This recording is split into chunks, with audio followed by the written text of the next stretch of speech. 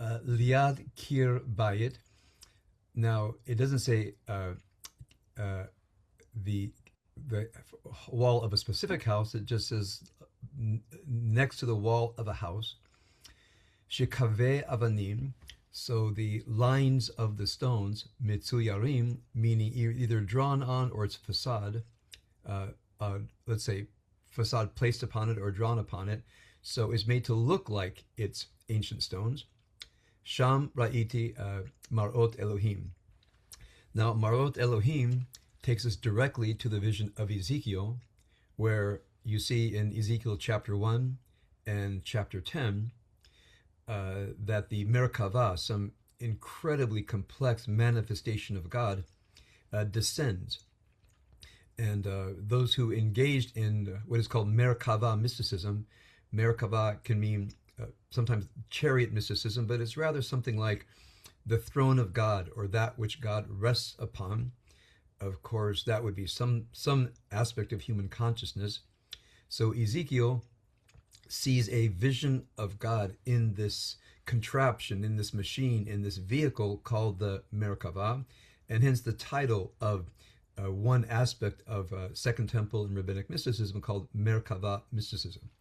So he's specifically referring to Merkava mysticism, and at the height of Merkava mysticism, and you see this in Isaiah chapter 6, where Isaiah is sitting in the first temple, and the heavens open up above him, and it's as if he ascends into the throne room and sees the angels.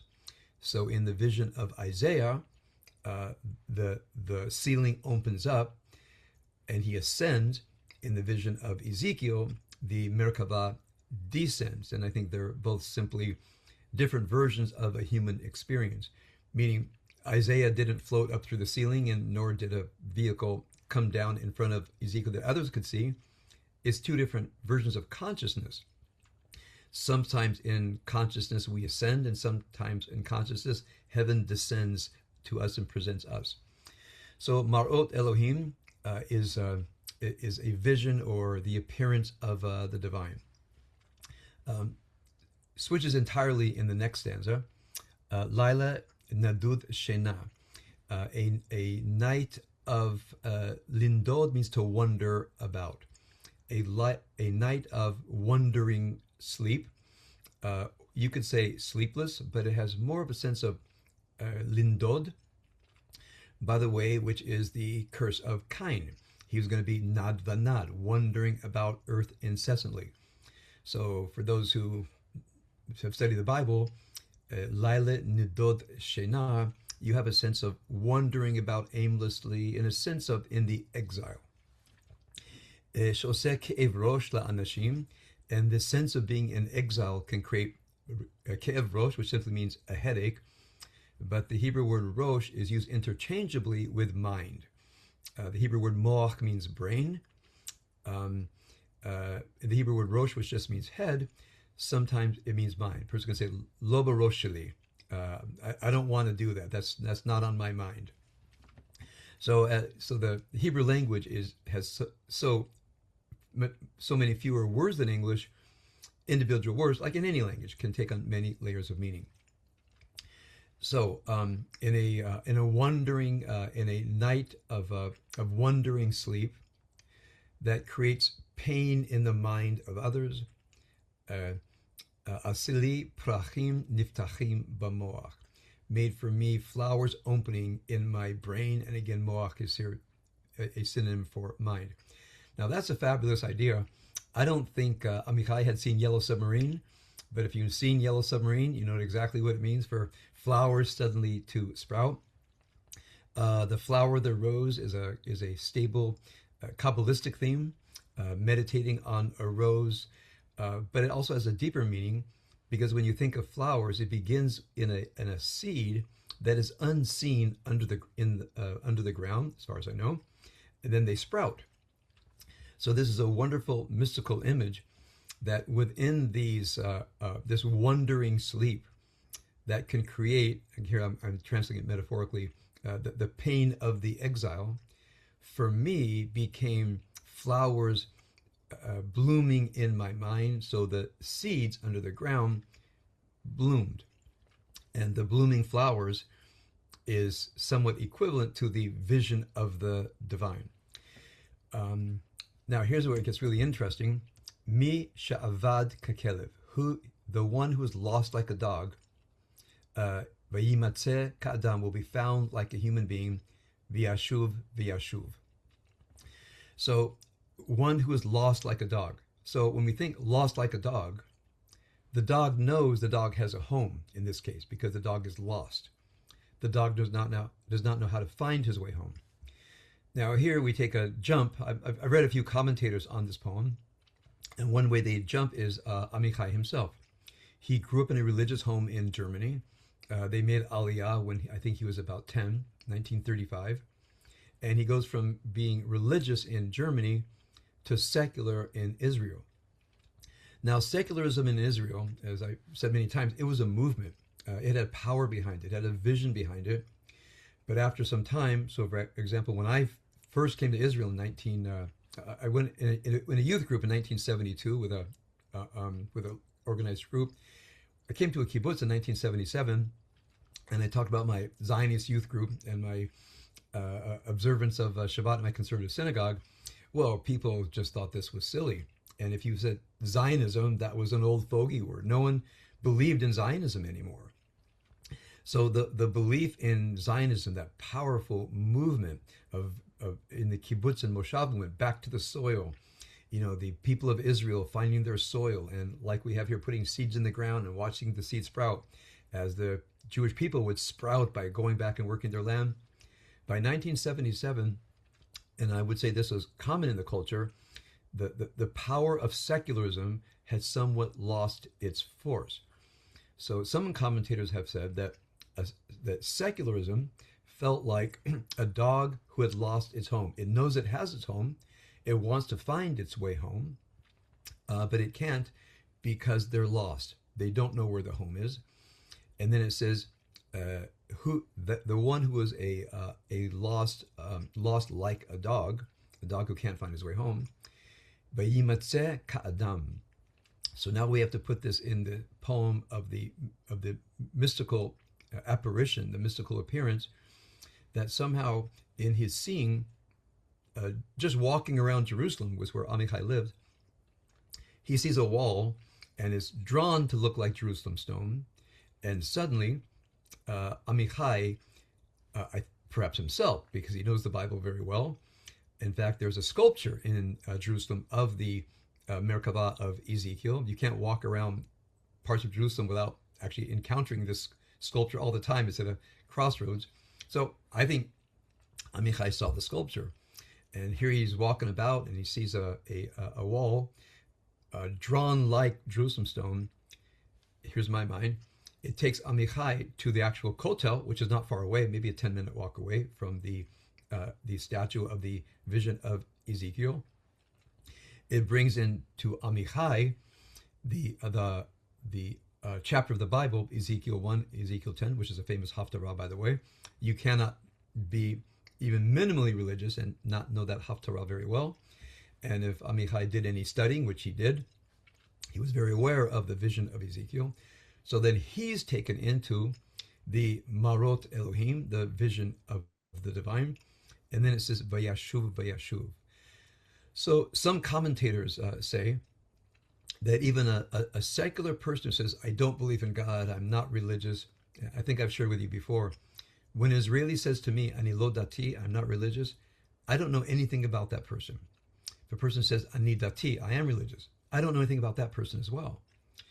Because anytime a person, if we have the time to sit a little bit, a person says, Ani lo dati, I'm not religious, I say, well, can I ask you as a non-religious person, that means I don't believe in God and I don't practice the mitzvot.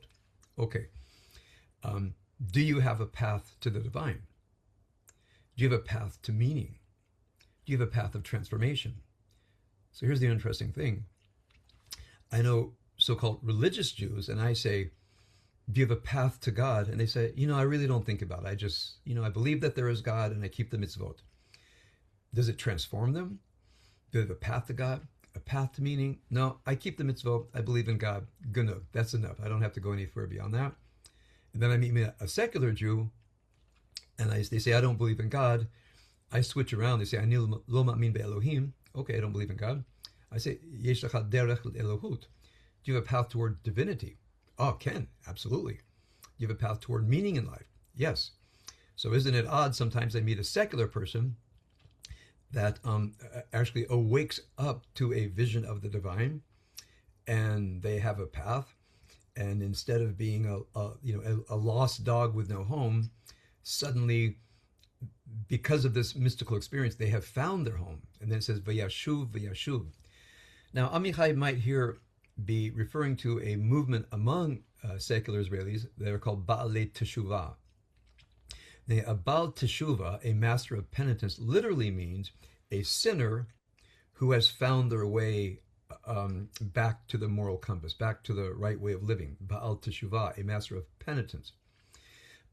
This term is used technically incorrectly for let's go back to the translation here, someone who has become religious. So it's used that way, and the term is Baal Teshuvah, a returner. So they return and they return. You might have the sense that they return and they return to a life of meaning and experience, and the experience of the divine provided by the Jewish tradition. And of course, here's the tragedy. Because of the influence of secularism, where an entire couple of generations of people, although they did not practice the commandments and they did not believe in God, whatever that means, I have a lot of trouble with that term, but at least they knew the text. Now we get into a generation where people don't have any live experience of the text. So sometimes when I teach young Israelis and I mention things, they say, "Oh, right, we learned that in high school," and they have so much informal, intuitive, as it were, forgotten knowledge that when it's brought forth is very powerful, but it's all lying in potential, like the seed here of the flowers. And sometimes it needs an experience for the flowers rooted in the knowledge of this holy tradition for those flowers to sprout. Now, the last stanza is again like great poems. It just changes the scene dramatically. Ha'ahava enena hacheder ha'acharon. Love is not the final room. So I'm not sure what he's referring to, but something like the following. When I was teaching about Viktor Frankl, and Viktor Frankl said, be on the Freudian drives. Now, again, I don't know if this was my addition to Frankl or what Frankl said. We also have a drive to love, meaning loving connect with other people, a drive to love and be loved, a drive to care and to be cared for. Not that the drive is always carried out well. Some of us love others very poorly, and we receive love very poorly, but it is a drive. So for many people, when I ask them meaning in their life, they say, my meaning is my family. My meaning is how much I love my spouse, my children. So that's, as it were, the last room. Of course, that is one of the rooms. Frankl goes along and says, there's another drive that we would call the spiritual drive. And Frankl says there is, in the unconscious, there's a powerful drive. He calls it to the unconscious God. I know what he means there is a divine sensibility in the unconscious, an unconscious drive toward the experience of the divine, therefore a life of meaning. So this comports very well with what Frankl's idea, the unconscious drive toward the divine. Now, love is certainly one of the rooms in the corridor toward a life of meaning. It's not the last room. Because sometimes, I've taught this often, loving relationships are the foundation for human well-being, but it's not the fullness of human well-being for many people. Now, for many people, that is it. If they have loving, stable relationships, that's all they want from life. For other people, that's the foundation to go further into the experience of the divine, the visions of God, as it were. Yesh acharav od. There are others after it. Le'orach haprosdor. Through the full length of the corridor.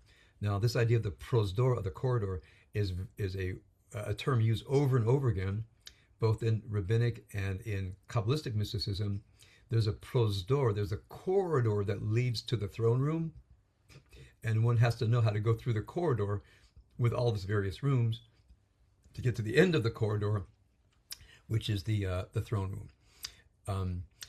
There are many after it. Le'orech ha-prosdor, to the entire length of the corridor.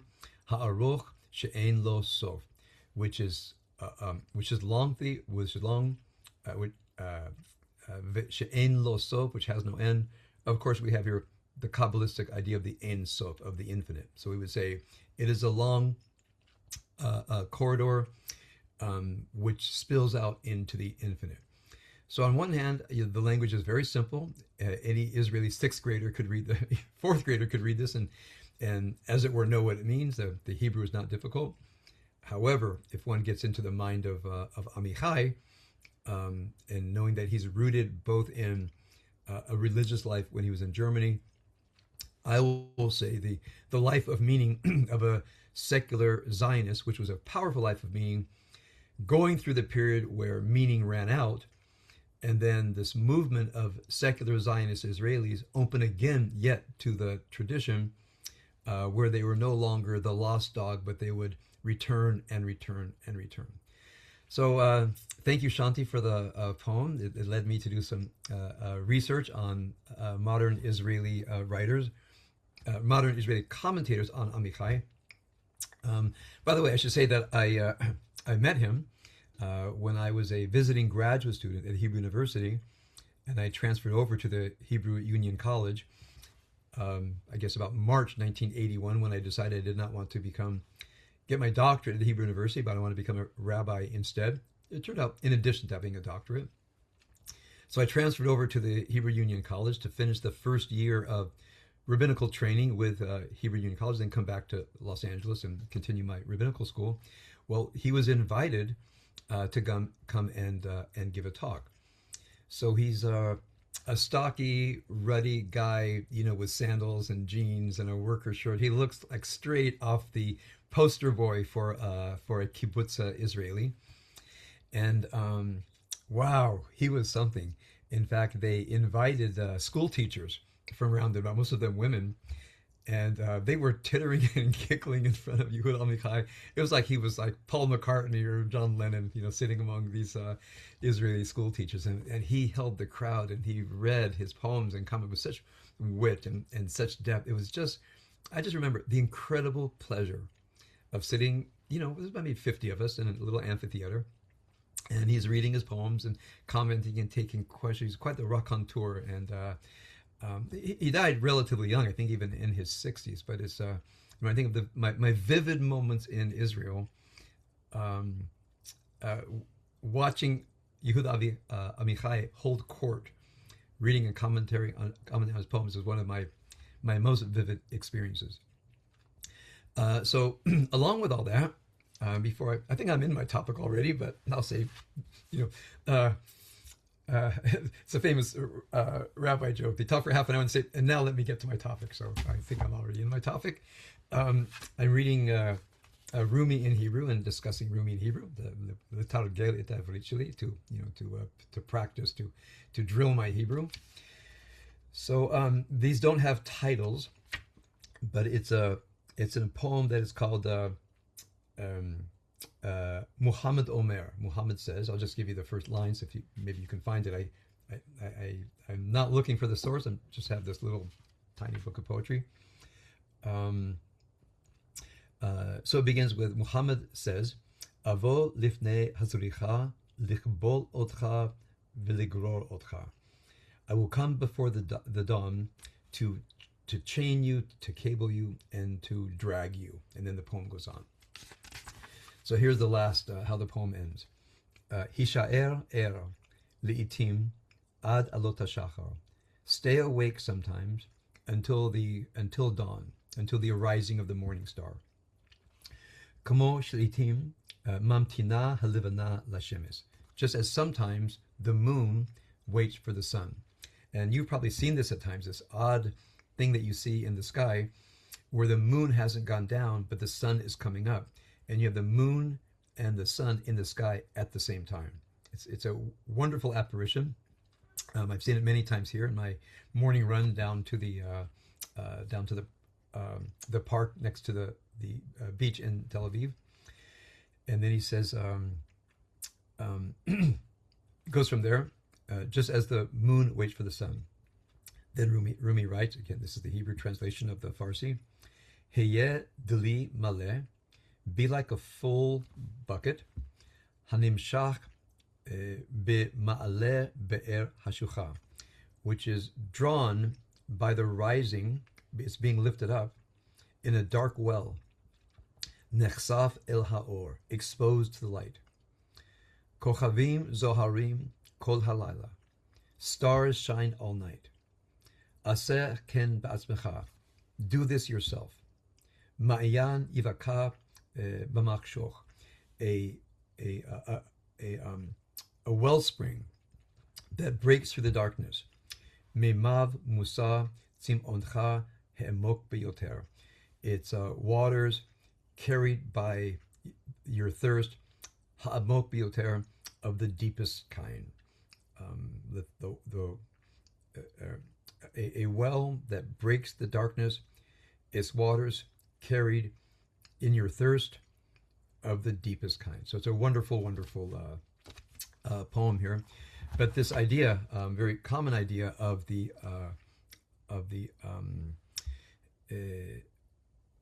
of staying awake all night, which is a common mystical practice among the Sufis, among the Kabbalists, that in staying awake all night and then seeing the moon, which has its own mystical meaning, and the sun with its mystical meaning, somehow one can have this mystical experience of the I love this poem, of the full bucket, feeling very full but dark, out of a well of darkness, and suddenly the light is exposed upon it, and it is exposed to the light. And we have this wonderful irony of the full bucket has this incredible thirst, and in that the implication is that in this full bucket, experiencing the light, the full bucket knows that it has enough water to slake its thirst. Anyway, that's my interpretation. Anyway, between Amichai and Rumi and other things I've been reading this week, as I've often said, when people are looking for spirituality, looking for the divine, I say to people, start with poetry. Whatever music that you love. I was recently talking to a man in his 40s, and I was trying to alert him to this world, and I said, what music do you love? And he said, Neil Young. I said, so go listen to Neil Young and get back to me. And he came back with the Neil Young's album Harvest Moon, that for him, he said, I remember just being so moved by the songs, by Harvest Moon, which is a beautiful, beautiful love song. So when people don't know how to get started, I say, don't start with prayer, don't start with the Bible, not even Psalms or Proverbs. If you don't know how to read a biblical text, go to the music that you've loved the most.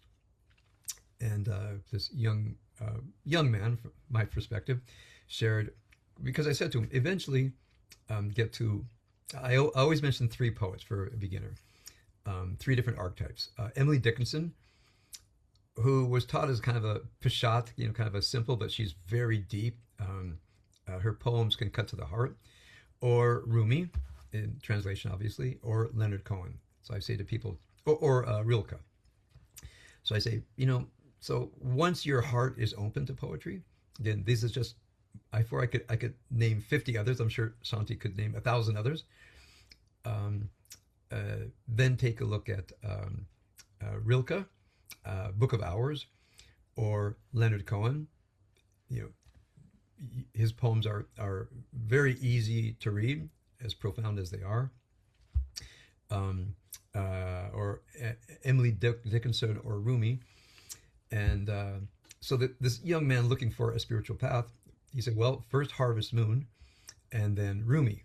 So he himself shared a great poem with Rumi. So I want to recommend that to all of you. So, when I think about my wisdom work classes that I'm beginning, By the way, we didn't put in the first ad, but we're reminding people once you purchase the course, you have it for a year. So we're offering at an odd time because I can't do it at 7 o'clock at night Pacific time anymore because those getting up at 4 o'clock in the morning several days a week was not good for my not good for my health. So we're doing it Israel time 8:30 p.m. So some Israelis can join. 10:30 a.m. Pacific time, which is not a great time. However, they are recorded. You have the course for a year. It's arbitrary, maybe 2 years, we don't know, but we would love you all to take it. And we've revised the curriculum in both the Wisdom Works course and the Parenting the Soul of the Child course. So I want to tell you a little bit about my revised curriculum for the Wisdom Works course, both to encourage you to take it and also to share with you some of the fruit of my thinking the past few years that I've, as it were, been on break since my surgery in February 2023. I want to remind people, for me, the purpose of what I call level one wisdom, which is virtue, wise restraint in interpersonal relationships, not giving in to destructive anger, defensiveness, basic insight into the source of our feelings and emotions, our negative ones typically, disappointed needs. The third course, reasoning well with others. So I would call in this first course, one who takes the course, applies the material, you will have relatively stable interpersonal relationships, maybe even loving, if there's room for it.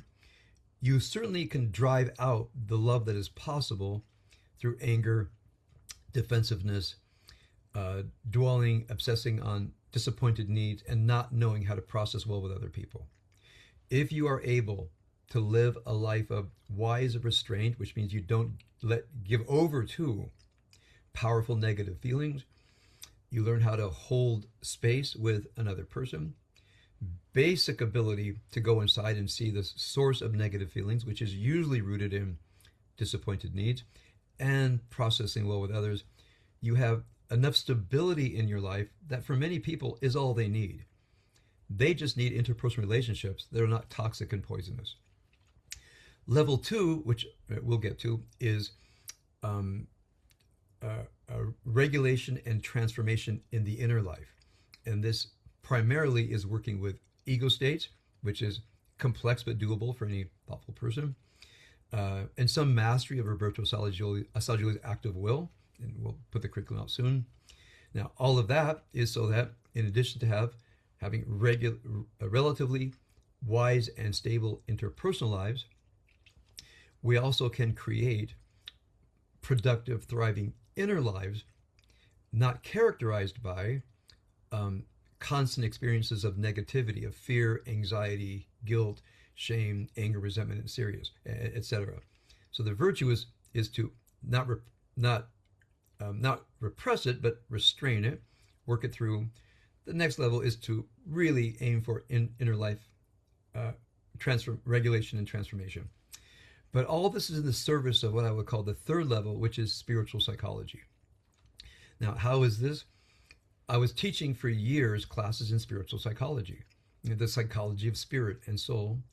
And the more I taught it and taught Kabbalah, people would always say, but I get drawn off by my husband, by my wife, by my spouse, by my children, things at work, as if they want to engage in the spiritual search, but they keep getting pulled off, number one, by disruptive interpersonal relationships. And then a person would say, because of my depression, because of guilt, because of anger, because of resentment, of feeling a victim.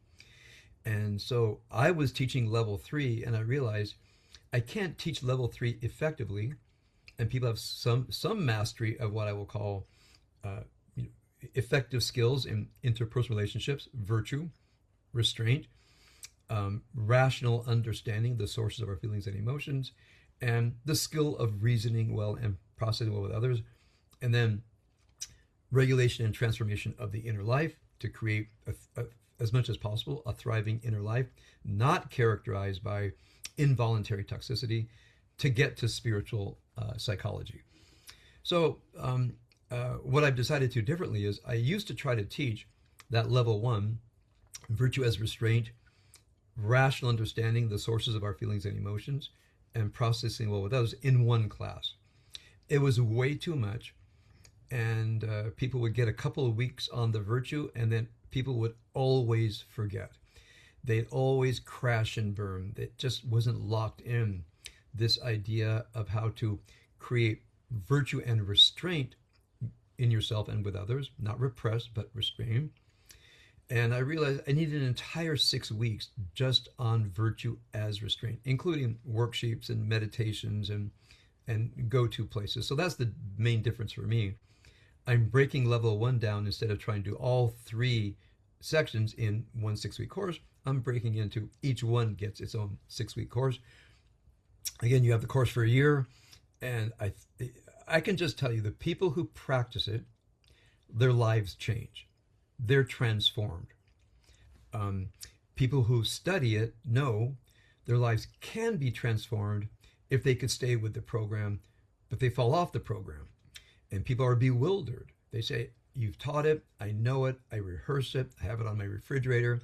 And then in moments that count, I find myself raging, angry, disappointed, hurt, defensive, and all these other things, and back to starting.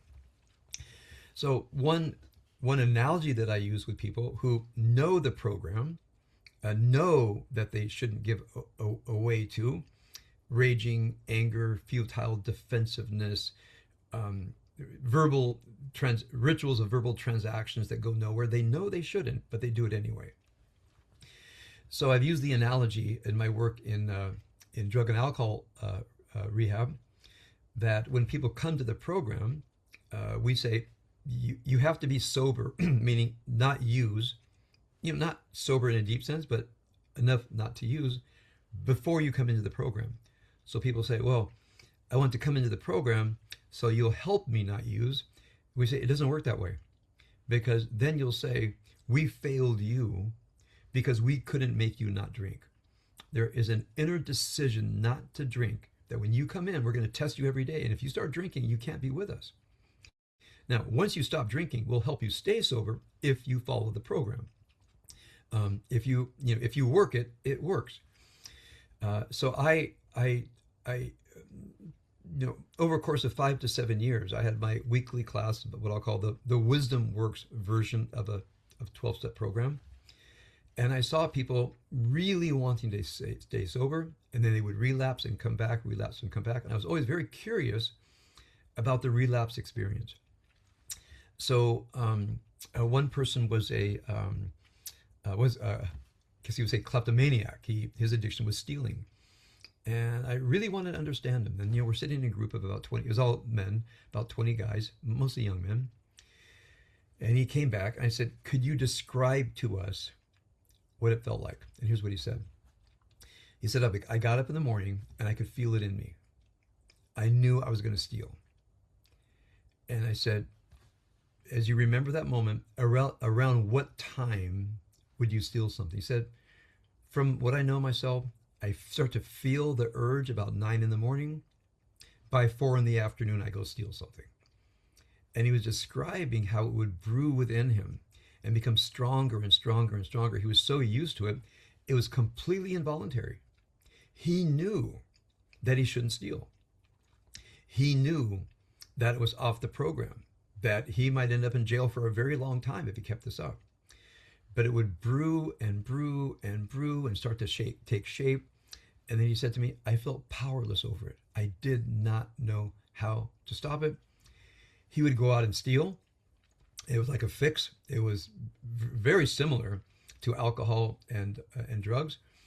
And then he'd need another fix within a few days. And he says, I hate myself for it.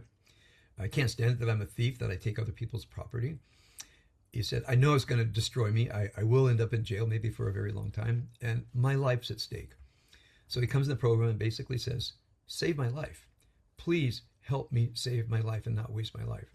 Now, if I just take that, and I think of all the other people that we had who were working with mostly drugs and alcohol, they said the same thing. Something happens within me. I know I shouldn't. I know it's bad for me, bad for my family. bad for humanity. It brews within me. It hits a moment where an involuntary drive that I can't stop takes a hold of me. I transgress, and it's destructive. And then I'm back, and I don't know how to work with those involuntary destructive drives. So I'm going to put all that under involuntary destructive drives. So as much as I teach virtue, and I think I have a good program, as much as I can teach transformation and regulation of the inner life, as much as I can teach spiritual psychology, what it really comes down to, I think for all of us, is the ability to manage involuntary destructive drives, whether it's anger, defensiveness, fear, resentment, etc. What I'll call the stable usual suspects in the inner life, or getting angry, defensive, blowing up when you're trying to have a conversation with somebody, or they blow up at you and you blow up back at them. All of this comes down to, for me, people who know the rules. Going back to my comment in my Shabbat thought, they know that Torah u'mitzvot, chukim u'mishpatim. They know the Torah, the mitzvahs, the statutes, and the judgments. Something wells up inside of them, and they break, they transgress. Hence, my little, as you saw in my Shabbat thought, my imaginary discussion from our Haftorah, from our prophetic reading for today, where David gives his rather pontificating last will and testament. And remember, I have to remember, somebody wrote it in David's voice. Some Deuteronomic writer that says it all comes down to follow the laws, commandments, statutes, and judgments, and everything will go well with you, and you're going to do beautifully, and the throne of David will stay in our family forever. Whoever wrote that had not gotten to the end of the story, at the end of the book of Kings. It sounds very inspiring. And then I imagine Solomon, his son, says, Dad, wait a second. What happened to you? What happened with you and Mom? You're saying live by the statutes and commandments? What about you when there's a basic commandment, one of the 10 commandments? Lo tachmod, don't covet. It starts with the wife of another person, and there's all these other things. What about you and Bathsheba across the street, my mother? And I see David blanching. He says, wait, I just wanted to pontificate. I don't want to have a real conversation here. And he says, and then you had an affair. You violated the 7th commandment, out of which came me. And David's going, he's getting a little bit short of breath. He says, and then you killed my mother's first husband, Uriah. You put him in battle, told the soldiers to fall back, so Uriah would get killed, so that you could have a cover-up that I was produced after my mother's first husband was murdered by you, effectively. So people would think that I am, your son after my mother was widowed and I was product of you. But my mother was impregnated while she was still married. You murdered her husband. You couldn't hold yourself back. You violated the 10th commandment, the 7th commandment, and the 6th commandment. So if you're going to sit here and talk to me about keeping God's laws and statutes and judgments, and the throne will live forever, you have to tell me what happened to you. Because there's no way that I can keep these commandments if you can't tell me what went wrong. So this is my imaginary reconstruction of our Haftorah today, where the text says he's speaking to his son Solomon, and I imagine Solomon sitting there and saying, man, my dad's such a fraud. He talks about Torah, mitzvot, chukim mishpatim, and he violated like all of them, and who knows how many others. And if you read the story of Avshalom, like David's son, I mean, things went very bad in David's family. And Solomon is saying, Dad's not being real with me. He's saying words that he likes to say. It reminds me of Polonius in Shakespeare's Hamlet. Likes to go around pontificating and saying things that many people quote, not realizing that the character of Polonius in Hamlet is ironically drawn. He's a blowhard. He has great things to say that when you say to yourself, yeah, and how do you do this? What's the technology of, to thine own self be true, or, whatever it is he says there. So Solomon is asking the real questions. So now in my reconstruction, I have David saying, thank you for not letting me get away with pontificating. Thank you for asking me real questions. Thank you for holding me to account. because I will tell you what it's really like. And then David can say to Solomon, like my 12 step clients would say to me, here's what it was like. I had something inside of me. And what they describe is so structurally similar to the person who says, I know I shouldn't get angry. I know I shouldn't criticize people and complain about them to themselves, and I shouldn't use contemptuous language, and I shouldn't engage in escalating conflict, but I do anyway. And I know I shouldn't get addicted to futile defensiveness, but I do anyway.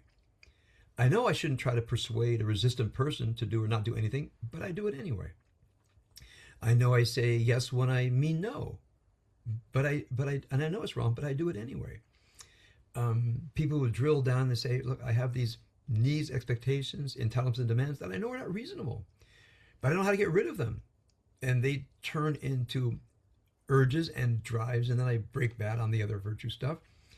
I try to have reasonable conversations with people, and I get frustrated, disappointed. I lose control. They try to control me, and I lose it. And here we are back at the beginning. So, when I think of David's conversation with Solomon, my reconstructed conversation when Solomon says, "Dad, get real," I think of my clients in the rehab center, and I think of the day in and day out people that in my classes whom I counsel. It's the same thing every time. It's the same thing every time. Involuntary drives that go contrary to the Torah, mitzvot, chokim, and mishpatim, the laws, statutes, and judgments. They know the law. They know what they shouldn't do, but the drive destroys it anyway. Now, I want to mention here the particular problem of the inner life. You see, with anger and defensiveness and futile persuading and so forth, you can look at a behavior in the outer world and you can say, well, first of all, just don't talk. I mean, if you don't talk, you probably can't get in trouble with most of that, right? But second level, the inner life of anxiety, depression, meaninglessness, feeling lost, as in Amikai's poem. Now, those are things that happen involuntarily. Now, people doesn't say, today I want to feel anxious, fearful, lost, without meaning, despair, and will it into action. I don't think any person would do that, but it happens to us anyway. And people have said to me, which caused me to want to develop a teaching, I understand the interpersonal side. I could just learn how to talk better. And a skillful person with enough will can master those skills.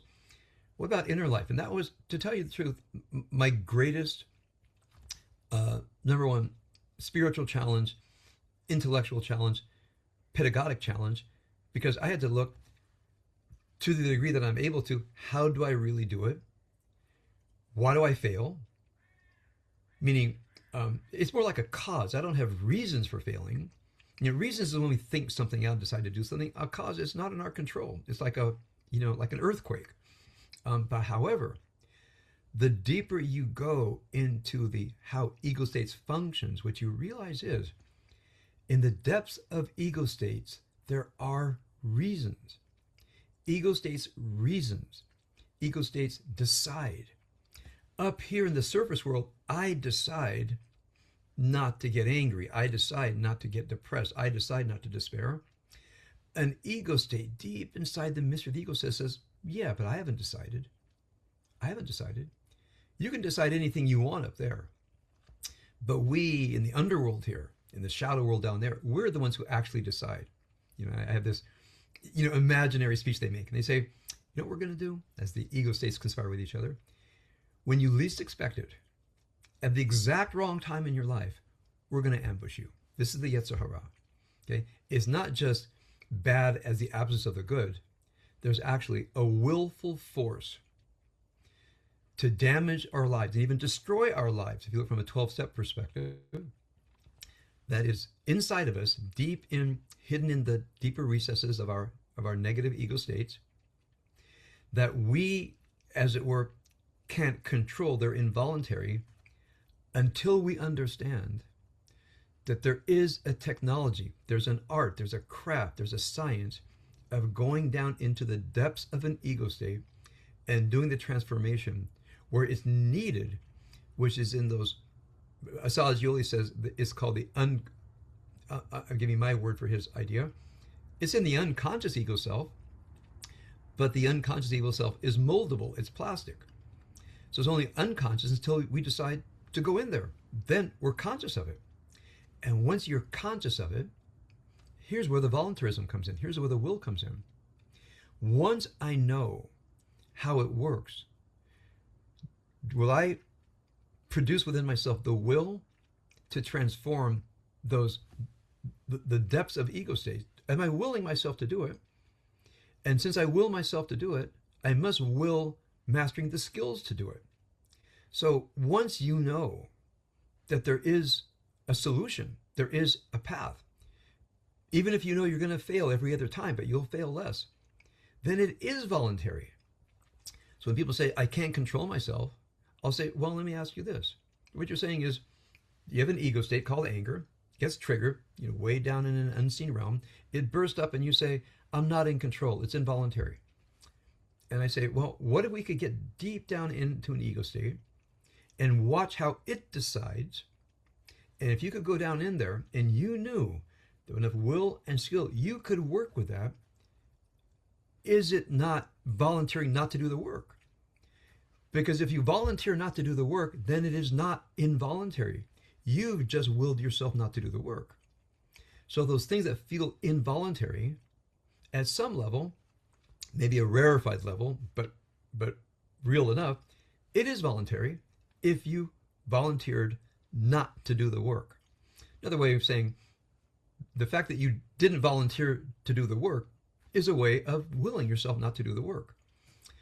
So the word we have for this in Hebrew is the Yetzer Hara. And the more I think about, the secret, the secret of, like if you have good thoughts, you attract them. The secret is, the real secret is how the Yetzer Hara operates deeply unconscious, has an alternate will to our own. And once you realize that it is accessible to transformation, this is not meditation, is not chanting, is not chakras, is not reading beautiful poetry. See, when I read Rumi and I read Amikha, I'm very deeply moved. But my Yetzer Hara says, that was nice. I'm glad you enjoyed reading that. But it doesn't do anything to us. Right? We'll get you no matter how much you like Amichai and Rumi and Leonard Cohen and all that. We're moved that you're moved. It makes no difference to us. Even the great writer of poetry like Leonard, he said, yeah, I write great poetry, but man, I got some darkness within me. That's one part about my relationship with him is, he said, you seem to be a guy that knows the darkness, can navigate the darkness and work with the darkness. He says, I've been there. I read poems about it. And that was one reason he was drawn to me. And I was drawn to him as a friend of the darkness, two old guys, he older than me, trying to transform into gold. But that was our conversation. Now that we know of the darkness, is there anything we can do with that darkness? And I believe there is. I don't believe we can solve it, but we can do better. So therefore, when I think about all the philosophy I know, and I know, I know the difference between Schopenhauer and Schleiermacher. That was one of my life goals. Like, two German philosophers, they both start with SH. Schopenhauer, Schleiermacher. Okay, I know the difference now, so I feel like, okay, good to go. The greatest line in philosophy I know is, Kol Yetzer Machshavot Adam Rak Ra Kol Hayom. Genesis chapter 6, verses 4 and 5. Kol Yetzer, the shape. The Hebrew word litzor means to shape. Just as God shaped the human being in Genesis chapter 2, verse 7. The shape, as it were, external shape of the human being. Then he says, Kol Yetzer, the shape. Machshavot Libo. The thoughts of his inner life, the thought feelings continuum. Kol Yetzer, the shape of Machshavot Libo, the thoughts of his lev, his inner life. Rak Ra, only bad. Kol Hayom, all day long. Now, I don't think the author meant up here in the surface world, but down there, they don't go away. Down there, they're somewhat permanent. Rak Ra, you have bad stuff lurking within you. It stays there, it's permanent. And it will permanently have access to you until you decide to do something about it. So to sum up in my meditation on Solomon saying to his father, Dad, you can say that to other people and they're going to think you're a really wise person. It says, but I know it. I know my family history, and so I wrote in my Shabbat thought. David says, hey, don't be a wise guy. He like, there's wise and there's a wise guy. He said, and Solomon's also being a wise guy to his father. He says, Dad, come on, be real. That's not how you've behaved. And if you are different, tell me how. So as I thought about that, I thought to myself, again, as I constantly try to rewrite the Bible, the secret conversation between David and Solomon did not make it into the Bible because Solomon wanted to hide it. Now, so I ended my Shabbat saying the following. After this conversation, again, this is my reconstruction, David really comes clean with his son. He says, let me tell you what it's like being a failed man. Because you're going to be a man. You're going to grow up. I don't want you to fail like I did. So let me tell you what happened to me that I failed. I failed to follow like the 10 Commandments, like the basics.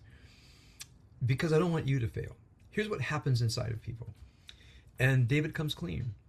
And then I had this image that as David is dying, he's on his bed, and he's busy dying. He says, wait a second, I'm going to take a break from dying. And he goes off and he writes Psalm 51. And once he writes Psalms 51, he gets it out. Here's what happened to me. He writes it on Psalm 51, puts it in the collection of poetry that he has. It's going to be published after he dies, called the Book of Psalms, much of it by, traditionally by David. He gets that one in. I don't know why he names it 51, because in my reconstruction, he's writing at the end of his life. He gets back in bed, he says, okay, now I can die. I got that out. So I guess what I'm asking, my therefore to you and me, lachen, therefore, we have to be writing our Psalm 51 our whole lives. You have to look at the moment, not the laws, statutes, and judgments that you should live by and so forth. Write a poem about when you failed. What was it like? What came over you? What was that strength of something that caused you either to give into what I'll call the surface things, or even the inner things, the inner life habits that plague you, and you ask yourself, what have I actively done about it? Which for me, remember, I don't think it's chanting, I don't think it's chakras, I don't even really think, I think therapy can get us started. We can talk about why I'm this way, theoretically, because of my parents. Maybe it's true, maybe not, I don't know.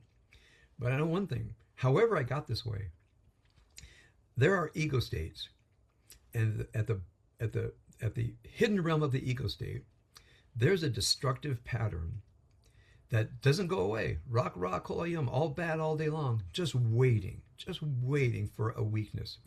As they say in 12-step program, I get to hungry, angry, lonely, or tired. Halt. Something happens to me, and as it were, I've lost my immunities, and it comes up, and I got to start all over again. So, as we begin this new secular year, I think about this a lot. Every Yom Kippur, I do a full autobiography, looking at all my, my Psalm 51 moments. But as I was reading the Haftorah for today, I got particularly irritated with David. I said, "Wait a minute, buddy. I know about you. I know more about you than you are letting on in this Haftorah." So I wanted to get into the depths and share this with you. The most important psychological philosophic statement I've ever read is the book of Genesis, chapter 6, verses 4 and 5. Kol yetzer makshivot libo rak kol hayom. That's the human condition. That's my philosophic anthropology. If you can work on that, right, your world will shift. So my word to you is, let's all write our Psalm 51. Let's all be on the hunt for the Yetzer Hara, because it's on the hunt for us. And this is the foundational work of human transformation. All right, that's my talk for tonight. Here, what I want to do to make the editing go easier, when you have a question, I will pause the recording. I will repeat the question, so it'll be an easier job for Yosh to edit this to put up on YouTube. So I see a raised hand. Recording back on, and I'm going to repeat a question. Let's say one knows that the Yetzer Hara, the destructive shape, is in the, metaphorically using a spatial image, in the ego state, down in the shadow in the bottom. You're not aware of it until it bursts out and does damage. And then you say, well, here's an ego state called anger. I don't feel it right now, but I definitely felt it a little while ago or yesterday. Probably going to have it tomorrow, next week. I now know that it's there. And now I have to have the will to work on it every day. That's voluntary. When it comes out, it doesn't feel voluntary because it volunteered itself into your life. Now you have to volunteer yourself to go down there and work on it. But you need to master skills. So if you choose not to volunteer to work on it, and you choose not to volunteer to go down and work on it, then it is voluntary because you're allowing it. Okay? Now, however, you will fail. You will fail because it is very clever, very strong, and I don't think any human being has enough will and skill to keep these different ego states at bay, for very long, meaning they will come out. Ideally, on the interpersonal, they will arise, but one can learn the mastery of not talking better than you think you can, which is why now when I begin the Wisdom Works course, it's going to be the foundation of the wall of virtue is mastering something. I got to tell you, it's really surprising. No matter how many times I teach it, I fail. How hard is it? Don't talk. How hard is that? I'll show you what it looks like. That's it. Don't talk. Breathe. Go to a script. Get out of the room. Stop talking as the conversation. People say, oh, it's great, I got it. And then they say, but you wouldn't believe what happened. I say, of course I believe what happened because I'm human. However, can you do better? Right? So yes, one can learn how to block that more. But what about the inner life ones? Where I think I have the will and the skill to go down there and work on the sources of anger, resentment, depression, anxiety, guilt, shame. Those are some ornery beasts, right? I can do better. Now, so what happens when I fail? Here's the interesting thing. Guilt is the Yetzer Hara. See, well, I feel guilt when I fail. I said, that is the Yetzer Hara. It's called the ego state of guilt that says something like this. I see you're doing the work. This is guilt talking. And I know failure is inevitable as part of the process. But I will make sure to attack you with horrible feelings of failure. And then you say, oh, you're the core Yetzer Hara. So what do? You say, guilt is an ego state. It's not like, God's judgment. It's an ego state. So you say to yourself, I will work on the ego state of guilt. It has a name, guilt. I feel horrible about myself that I failed about something important. It's called guilt. So you decide to take a look at that. You volunteer, you will yourself to go into the ego state of guilt. And as I will teach when I start doing second level, and again, it's all going to be on our teachable.com, and people can get courses or mini courses anytime you want. The main thing is, I'll share this with you now, turn guilt into regret. Not I feel guilty, full stop, but rather I regret a specific thing. See, guilt wants to be an infinite, overwhelming flood. Regret is for a specific thing. Turn guilt into regret. And regret, we can break it down into small pieces and go for each one. So the first a skill in working with guilt is turn guilt into regret. And I have a lot more to say about it. Again, Rob and I want to get all this out and leave a legacy for the rest of our lives, and then pass it on to the next generation to add to it and to manage it. So that's our goal. Thank you for your question. And how do you deal with the regret, though? Okay, so how to deal with the regret? I just want to give you an example. A person says, I was a horrible parent. That's guilt. I say, give me one thing you regret. I regret pushing my kid too hard to go to college when they weren't ready. Okay, that's a regret. Let's break that down. Tell me an exact moment when you felt yourself driving your kid to do something they really didn't want to do or weren't ready to do. Okay, let's go down to that moment. Let's relive it. And they relive it. I said, what was the motivation? What was the motivation? Remember, the ego states, they feel involuntary, but they have reasons. See, it feels to us like a natural cause, like something involuntary, like again, like an earthquake happened inside of me. Actually, it thinks, it reasons, and when you go down inside, typically the reason is, I'm afraid my child will fail. I'm afraid if they don't go to college and don't have a degree, they're not set up for life. And behind that is, I don't believe my child can have the wisdom or resilience to succeed at life unless I make them do what I think they should do. Now, you can go really deep into that. And you can look at, I think, deep inside, for example, the parent with a regret that realizes they did something wrong. It was motivated by fear, even love and care, mistaken reasoning, and you can really, really go through and see it. Now, when you can see it operating, you can work on those things and you can also apologize to your child, which will be part of the skills I'll be teaching in the Parenting the Soul of the Child class starting on Monday, which is parents regretting mistakes and trying to fix the mistakes through personal transformation and through, like David to Solomon, confessing to the child, say, I was wrong, and here's why I think why, and here's how I want to fix it. So let's pause this line of questioning here. I hope that's satisfactory. And I'm going to pause the recording and take the next question or comment. Okay, back. The use of imagery. Now, one thing that Roberto Salgioli teaches, and I think I'm going to do an entire second level course on Roberto Salgioli. Mel Zernel, thank you for recommending that, because I will. It's either going to be a course, or I'll just do it offline and load it. In his chapters on the skillful will, he has a subchapter called the 15 laws of the skillful will, the psychological laws of the skillful will. It's very complex. For some people, I think it feels like when I think about physics, that's how some people feel when they read that chapter, because something like this.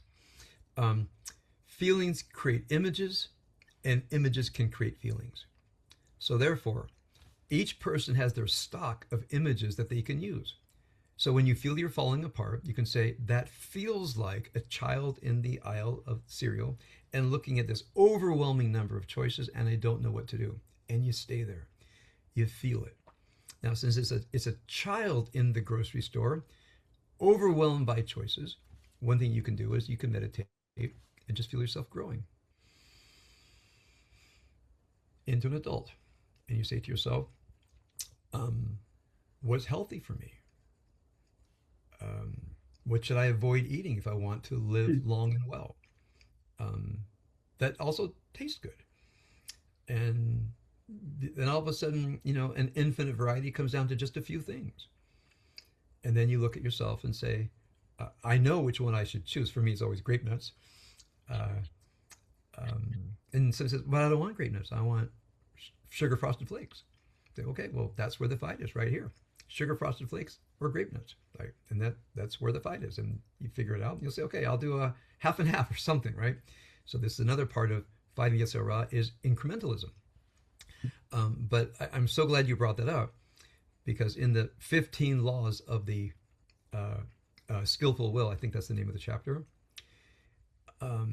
it's very wise in having enough self-knowledge to know what images draw what feelings, which feelings create certain images, and you realize there's a whole system of things you can do that when you get down in there to work with your Yetzer Hara,